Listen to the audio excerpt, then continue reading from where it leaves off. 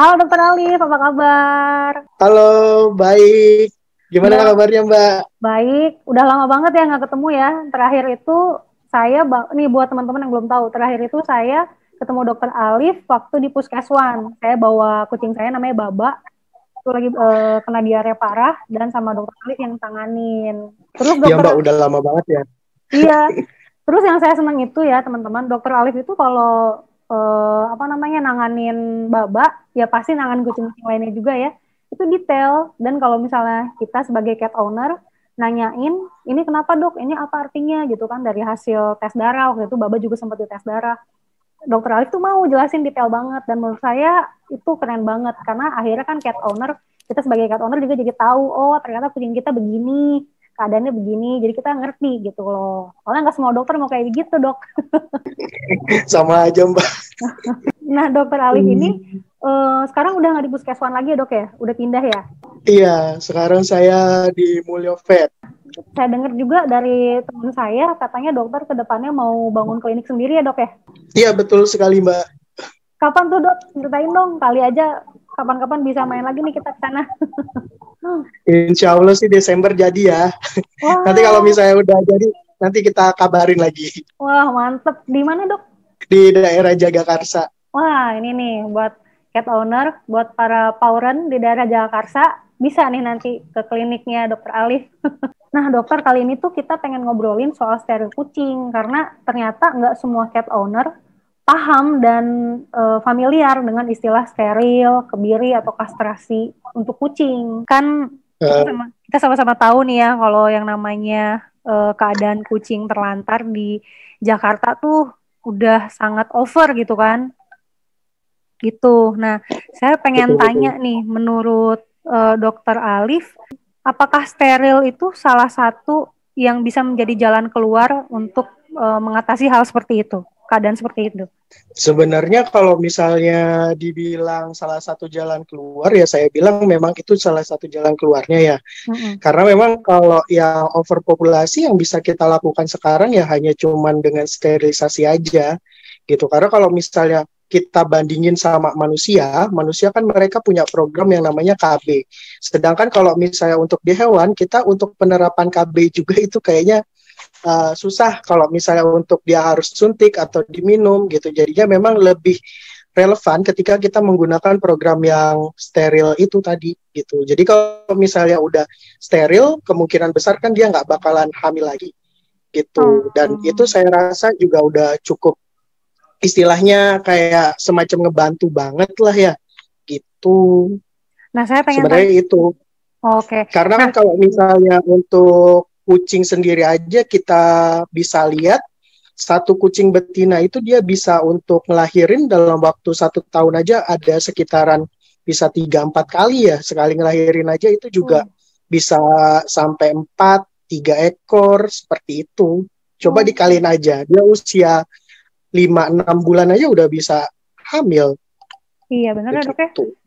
Nah, mungkin buat teman-teman yang belum tahu nih dok, karena ternyata istilah steril kucing itu belum semuanya pernah dengar ternyata. Kalau boleh nih nggak keberatan, tolong dong Dokter Alif Hmm. jabarin yang gampang dicerna oleh masyarakat steril kucing tuh apa sih gitu.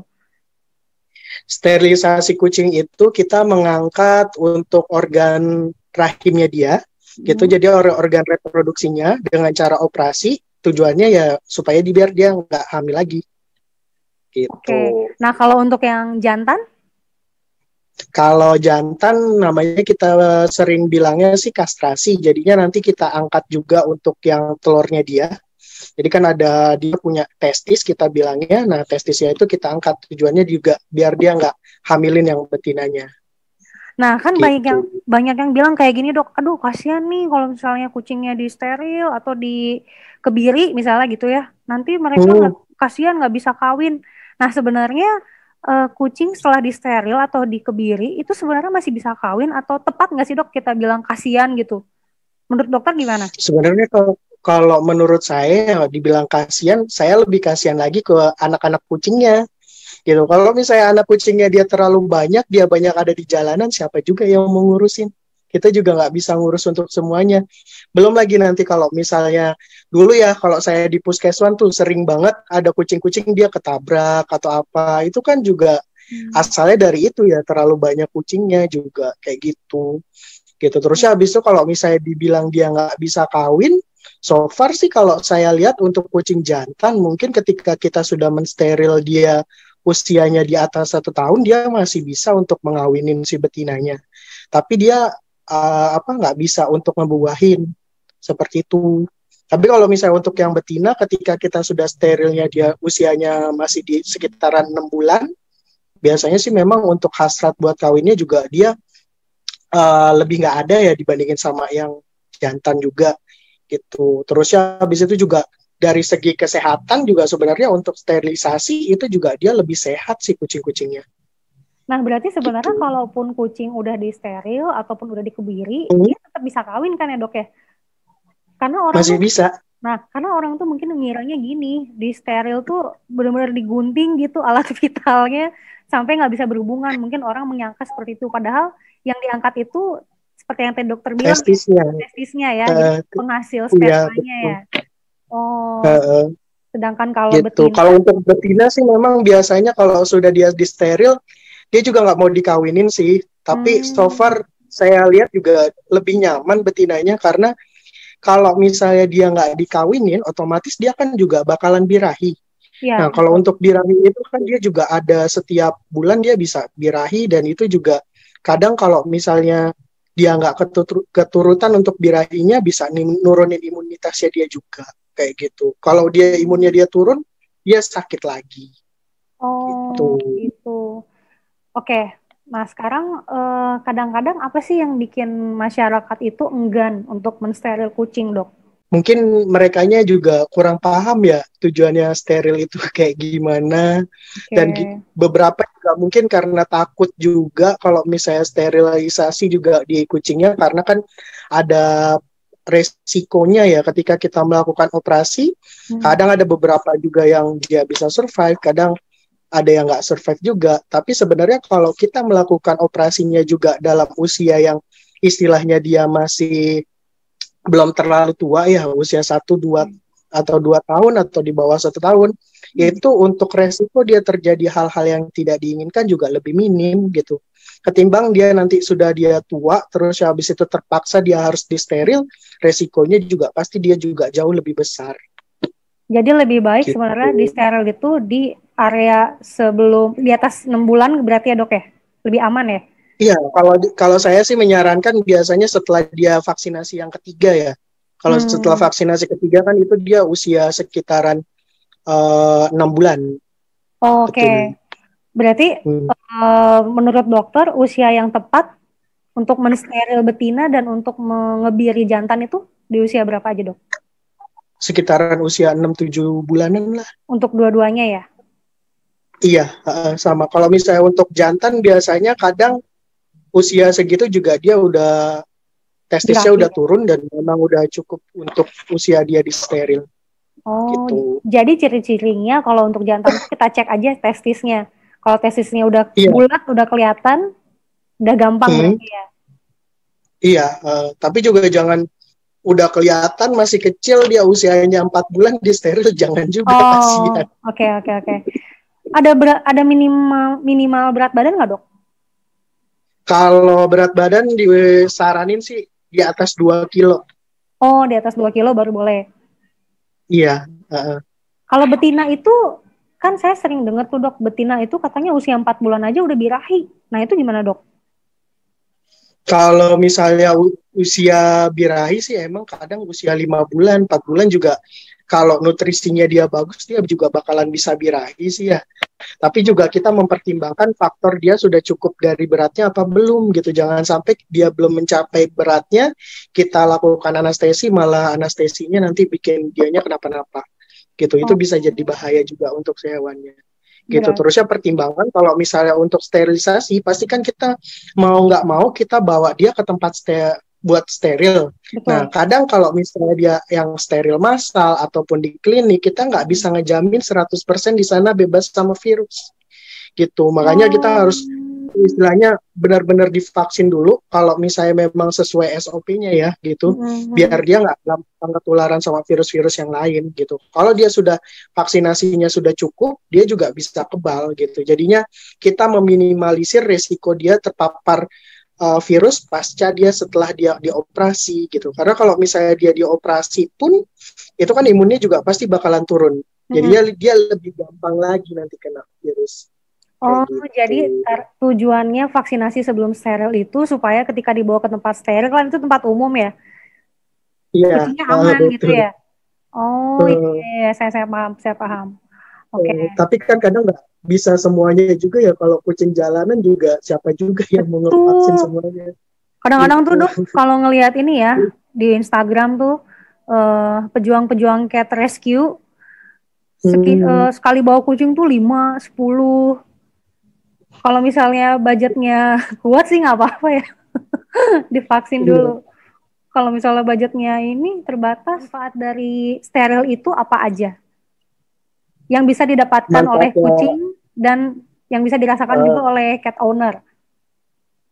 pertama kalau misalnya kita sudah ngelakuin sterilisasi, kucingnya biasanya dia tambah gendut ya, gitu. Karena memang yang tadi dia untuk energinya kepake untuk dia birahi atau dia kawin, itu dia tidak tersalurkan untuk ke sana gitu. Jadinya dia makannya juga yang dia makan nutrisinya akhirnya bisa jadi daging gitu untuk dianya.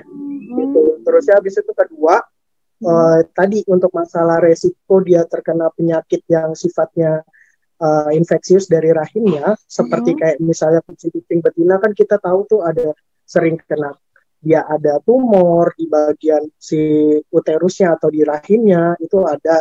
Terus habis itu ada juga tumor di bagian ovariumnya, itu juga sering. Itu gara-gara apa Dok? Tumor itu gara-gara hamil-hamil terus atau usia? Gitu. Biasanya kalau misalnya dia faktor dari penyebabnya dia tumor itu kan banyak sih sebenarnya ya. Gitu. Bisa dari makanan, apalagi kalau misalnya kita kan juga seringnya ngasihnya kan makanan yang istilahnya sudah jadi kan ya. Gitu. Itu ada satu mungkin faktor dari sana memacu dia terbentuknya tumor. Ketika kita nggak melakukan sterilisasi di usianya dia meranjak sekitaran 10 tahun atau berapa, bisa juga terbentuk itu ada tumornya di sana. Gitu. Saya pernah nemu dia usia 12 tahun, dia di rahimnya juga ada tumor, ya akhirnya ujung-ujungnya dia harus di steril juga. Oh, jadi steril itu salah satu cara untuk mencegah terjadinya tumor tadi ya Dok ya? Iya, untuk mencegah nggak ada tumornya itu tadi. Gitu. Terusnya habis itu juga untuk ada yang infeksi rahim ya, seringnya itu karena piometra. Piometra itu dia kayak ada akumulasi nanah di bagian rahimnya, itu juga sering banget untuk yang kucing-kucing betina. Gitu. Makanya itu salah satunya ya biar dia nggak terkena infeksi itu ya harus diangkat juga rahimnya. Piometra itu benar nggak sih Dok? Katanya saya dengar piometra itu efeknya piometra itu berasal dari kucing tuh suka lahiran terus. Bisa juga sih. Jadi gitu. kayak Jadi kalau misalnya dia lahir-lahiran terus kan otomatis dia jadi gampang terinfeksi karena kan luka dinding rahimnya dia. Gitu. Makanya ketika dia nggak sengaja ada bakteri masuk ke dalam rahimnya dia, terus ya kena luka, akhirnya ya sudah jadi piometra. Oh, berarti ini rentan banget ya kucing betina yang ada di jalanan tuh kalau nggak di steril rentan banget kena piometra. Sama yang ini juga ya, sama kucing-kucing breeder yang dijadiin map aja gitu, yang dijadiin mesin indukan secara nggak langsung. Iya sih, kayak gitu. Oh, oke. Kita kan ngebantu lingkungan juga ya. Jadi ya kalau misalnya kita kita sudah melakukan sterilisasi, berarti kan kita juga ngebantu kontrol populasi yang di lingkungan gitu. Karena kalau misalnya nggak kita steril ya gimana mereka juga bisa mengkontrol populasinya gitu. Terlalu banyak juga, kasihan. Iya. Yang saya pengen garis bawahi sih itu tadi ya, berarti stigma yang ada di benak masyarakat kan selama ini, wah kasihan kucing nanti di steril nggak bisa kawin lagi, padahal sebenarnya masih bisa ya Dok ya, hanya tidak membuahi, ya kan? Iya betul. Sama ada juga nih Dok yang ngomong kayak gini, kan kucing juga pengen punya anak, kasihan dong kalau nggak di steril, manusia aja pengen punya anak, nah itu gimana Dok? Ya kan jangan samain kucing sama manusia. Manusia mah kita ngerti punya 2 anak aja cukup. Tapi kalau misalnya kucing mana ngerti dia. Jadi sebenarnya mungkin dokter Alif perlu jelaskan kalau kucing itu kawin itu digerakkan oleh hasrat kali ya, bukan karena ingin punya anak ya. Iya betul. Gimana sih dok bahasa ilmiahnya? Coba dokter Alif jelasin dong ke pemirsa nih biar ngerti. Apanya yang hasratnya. Jadi kalau misalnya untuk kucing ya dia kan memang nggak istilahnya dia nggak punya apa ya namanya kalau misalnya manusia kan kita bisa berpikir untuk kita punya anak jumlahnya berapa gitu tapi sedangkan kalau misalnya kucing ya dia berdasarkan instingnya mereka aja untuk berkembang biak gitu pun sering kok kalau misalnya dia sudah punya anak umur 1,5 bulan gitu udah hamil lagi juga banyak kucing-kucingnya Jadi gitu. mungkin itu digerakkan oleh hormon ya. Dia udah pengen kawin lagi, Iya akhirnya betul dikawinin dan terbuahi gitu kan ya dok ya secara nggak langsung ya. betul. Nah itu Kalau nih, si kucing kan dia juga nggak memikirkan gimana anaknya mau gede apa nggak, yang penting dia kawin aja kan. iya sih benar. Nah ini Gitu. yang perlu dipahami lebih dalam oleh cat owner yang belum open minded soal steril. Sama ini dok, Hmm, kalau kucing hmm. udah disteril ada kelemahannya nggak sih? Apakah fisiknya menurun, misalnya daya tahan tubuhnya atau ada nggak sih berpengaruh ke kucing itu sendiri ketika udah disteril? So far sih kalau misalnya saya lihat mungkin ada beberapa dia problemnya sekitar ada problem hormonal dia kayak misalnya bulunya dia lebih kayak rontok kayak gitu beberapa ada tapi itu juga nggak semua kucing seperti itu sih. So far nggak masalah sih, nggak ada banyak keluhan gitu. Dan Jadi, biasanya kan kalau misalnya untuk dari penelitian gitu, ketika kita melakukan sterilisasi, otomatis kalau misalnya di bagian rahim itu dia kan ada salah satu promotor untuk vitamin D gitu. hmm. Nah, ketika dia vitamin D-nya itu dia berkurang, untuk masalah kalsiumnya juga itu juga bakalan istilahnya gampang dia terjadinya osteoporosis gitu. Tapi kalau di kucing kayaknya jarang saya ngelihat yang kayak gitu. Mungkin yang sering di anjing kali ya gitu. Hmm, berarti untuk yang vital banget tuh sebenarnya jarang ya. Enggak begitu vital banget sih. So far Hmm, oke-oke aja malah jauh lebih gitu. sehat. Dan kalau dari ini dok, dari segi karakter ada ini nggak sih? Ada sisi positifnya nggak sih? Kalau seandainya udah disteril, apakah dia katanya kan ada yang bilang dia jadi lebih kalem, lagi jadi lebih mudah bergaul, berbaur. Kalau untuk masalah kalau apa enggak itu tergantung sama kucingnya gitu. Hmm, Kadang ada beberapa kucing yang memang ketika dia sudah disteril dia jadi lebih kalem itu ada. Tapi juga ada yang dia sudah disteril makin galak juga ada oh ada. gitu. Jadinya jadi steril itu nggak ada kaitannya sama psikologinya si hewan kayak gitu. Biasanya kan kucing jantan tuh sering nandain tempat. Tapi setelah dia Hmm. disteril, katanya nandain tempatnya masih ada tapi berkurang. Tapi nggak spraying. Nah, menurut dokter gimana? Kalau untuk spraying itu kan biasanya kan kucing jantan itu kan memang dia punya wilayah teritorial gitu. Mm-mm. Ketika dia sudah masukin wilayah teritorialnya dia biasanya pas lagi musim musim dia kawin gitu, dia harus nandain tempatnya mereka gitu. Nandainya Oh, dengan cara dia dengan spraying tadi gitu. Tujuannya apa dia spraying? Biar si betinanya ini dia tahu kalau di situ ada kucing jantan oh, gitu. Biasanya kalau misalnya sudah dia di steril ya atau dikastrasi, dia juga hasratnya kan juga bakalan agak berkurang juga untuk yang kawinnya itu mm-mm. gitu. Dan spraynya juga pasti dia juga bakalan berkurang juga sih. Kalau misalnya kita ngomongin soal budget nih dok, kira-kira Hmm. menurut dokter rata-rata budget steril di klinik itu berapa sih yang mesti disiapkan sama cat owner?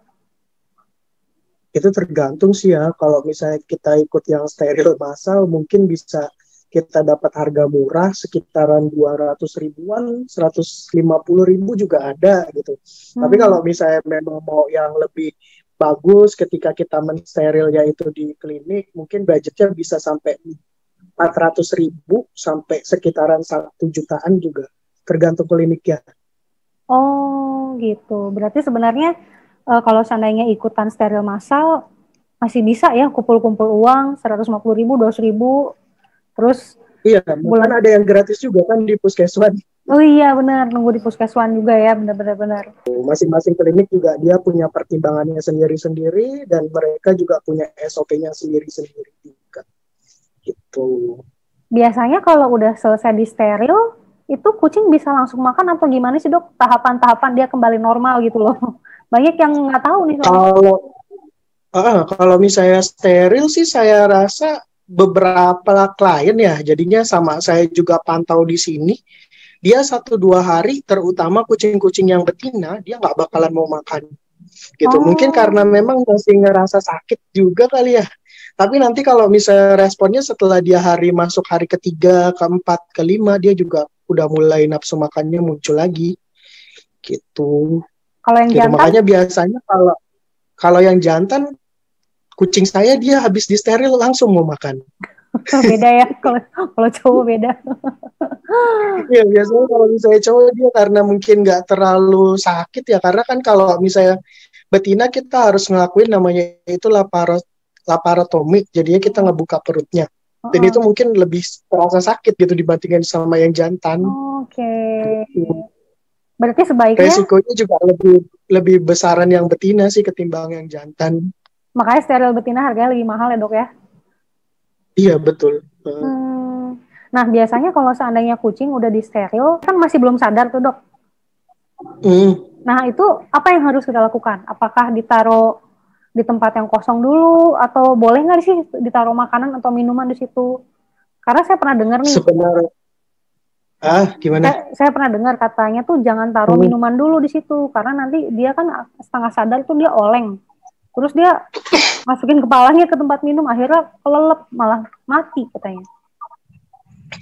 Sebenarnya kalau misalnya untuk standarnya ketika kita melakukan sterilisasi dan kita memutuskan untuk dia dibawa pulang ke rumah, itu kucingnya dia dalam harus keadaan dia sadar. Oh, Gitu. harus Dia bangun dulu berarti ya? Iya, betul. Kalau misalnya kita bawa dia dalam kondisi yang belum sadar, itu dia masih berbahaya juga. Gitu. Karena pertama kita nggak tahu ya nanti pas lagi di jalan dia tiba-tiba hilang nafas atau apa kayak gitu, itu juga masih bahaya. Jadinya benar-benar disarankan dia sudah benar-benar tersadar, terus ya habis itu suhu badannya juga udah sekitaran 37 ke atas gitu. Kalau untuk yang setelah dibius gitu. Kalau misalnya udah seperti itu mau dibawa pulang nggak apa-apa, kita lakukan lanjutan perawatan di rumah. Tapi kalau misalnya beberapa klinik pun ada yang dia menyarankan dia masih harus stay di klinik 1, 2, 3 hari gitu buat ngeliat responnya. Itu tergantung SOP masing-masing klinik gitu, punya pertimbangannya sendiri-sendiri juga Tapi gitu. Tapi kalau misalnya ikut yang steril massal atau apa sih, saran saya ya tunggu dulu dia sampai benar-benar bangun gitu. Kan ada dokternya juga atau di sana ada perawatnya juga yang bisa ngebantuin, jangan langsung dibawa pulang gitu. Kalau misalnya udah dia sampai di rumah, kondisinya dia bangun, mau kita taruh makanan, minuman, so far ya nggak masalah juga gitu. Tapi jangan pas lagi dia belum benar-benar sadar kita bawa pulang. Oh iya ya, bahaya berarti dok ya? Iya, karena itu yang bahaya itu sebenarnya bukan sama-sama bahaya juga sih, tapi pembiusan itu kan kadang yang sesuatu yang kita nggak tahu juga ya. Gitu. Kadang ada beberapa kucing yang dia juga sensitif sama obat biusnya, jadi dia tidurnya lebih lama. Kayak gitu. Ada juga yang dia gak cocok sama obat biusnya, tiba-tiba dia hilang nafas atau dia detak jantungnya tiba-tiba hilang, juga banyak. Gitu. Oke. Thank you banget dok. Ini udah mantep banget nih yang disampaikan.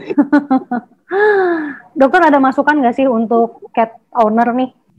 Saya pikir mah semuanya nggak usah takut untuk steril kucingnya, karena kan memang untuk tujuan kebaikan kita bersama juga ya, bukan cuma dari ownernya doang, tapi juga untuk kucing-kucingnya juga gitu. Coba bayangin kalau misalnya kucingnya dia punya lebih dari 30 kucing, 40 kucing, kita juga mau nyari makannya buat mereka juga susah gitu.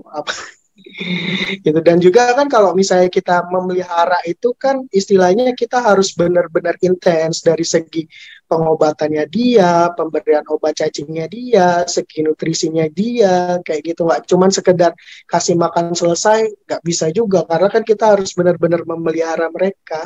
Gitu. Kalau kita punyanya jumlahnya terlalu banyak pun dia nggak disteril ya kita juga bakalan kesusahan. Betul. Bener, bener juga ya. Thank you banget Dokter Alif, tadi penjelasannya udah detail banget dan benar-benar ini sangat bermanfaat terutama buat para parent yang belum familiar soal steril kucing. Sekarang udah dijelasin nih sama Dokter Alif. Thank you ya Dok ya buat waktunya. Makasih banyak. Ya, sama-sama. Terus ya, Dok, ya. Semoga bermanfaat. Amin. Ya, sampai ketemu ya Dok ya di klinik barunya nanti. Ya. Oke, bye-bye dokter. Yo, sama-sama.